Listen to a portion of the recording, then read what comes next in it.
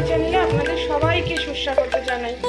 আজকে বানাচ্ছি একটু ধাবা স্টাইলের পনির বাটার মশলা।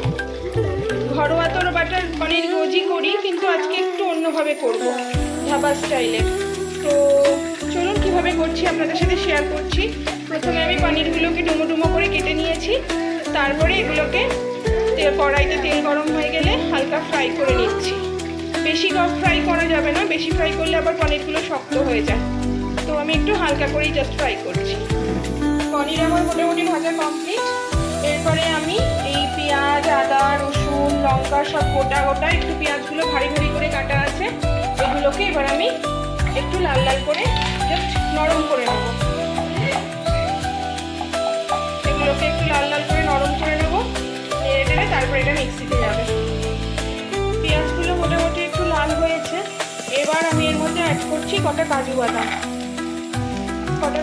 অ্যাড করে নিলাম। আপনারা কাজু বাদাম যদি স্কিপ করতে চান তাহলে এর মধ্যে মগজদানাও দিতে পারেন, বাট আমি কাজু বাদামটাই দিলাম।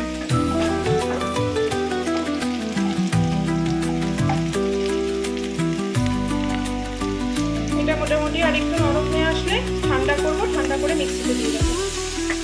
এটা মোটামুটি ঠান্ডা হয়ে গেছে, আমি মিক্সির পটে নিয়ে নিয়েছি।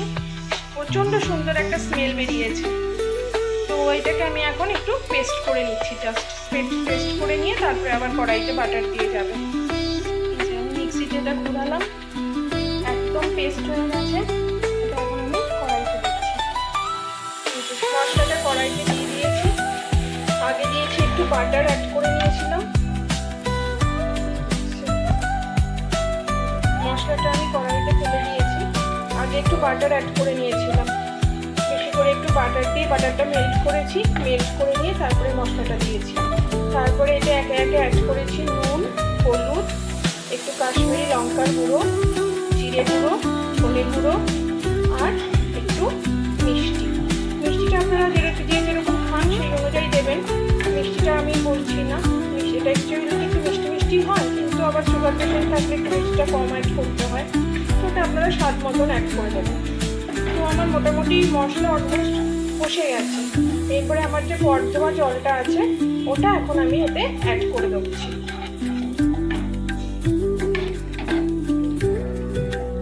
মোটামুটি আমার রান্না অলমোস্ট কমপ্লিট। একদম লাস্টে আমি পনিরটা অ্যাড করে নিলাম। ভালো করে পনিরগুলো মশলার সাথে মিশিয়ে নিচ্ছি। এটা মোটামুটি একটু গ্রেভি গ্রেভি খায় সবাই। ভাতের সাথে অতটা না আসলেও এটা লুচি, পরোটা, রুটির সাথে খুব ভালো আসবে।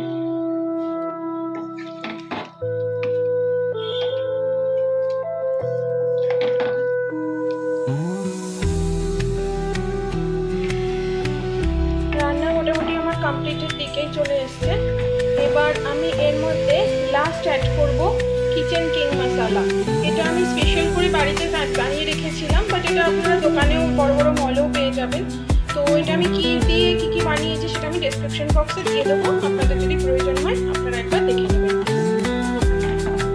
ওটা জাস্ট নামানোর আগে দেবো, অনলি ফর ওটা একটা দুর্ধর্ষ স্মেল করে দেয়।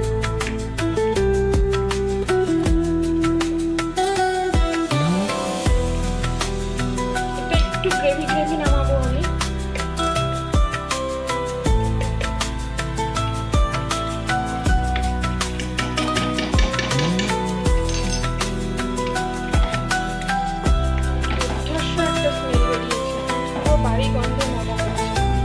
আপনারা অবশ্যই বাড়িতে একবার ট্রাই করবেন, বাচ্চাদের কাছেও এটা ভীষণ প্রিয়।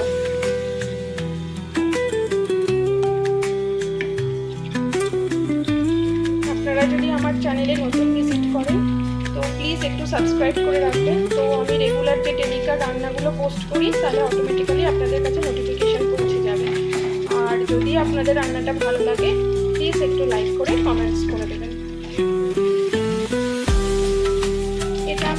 ওভারহিট করছি 5 মিনিটস বাদে এটা আমি আবার ওপেন করবো। ততক্ষণ এটা একটু আমার রান্না কমপ্লিট। তাও আমি লাস্ট একবার একটু বাটার অ্যাড করে দিলাম। প্রথমে অনেকটাই বাটার দিয়েছিলাম, আর এটা এই বাটারটা দিলাম। এটা এরকমই থাকবে, মেশাবো না, এরকমই থাকলো। আমার রান্না কমপ্লিট। এবার নামাবো, গ্যাস অফ করে দেবো।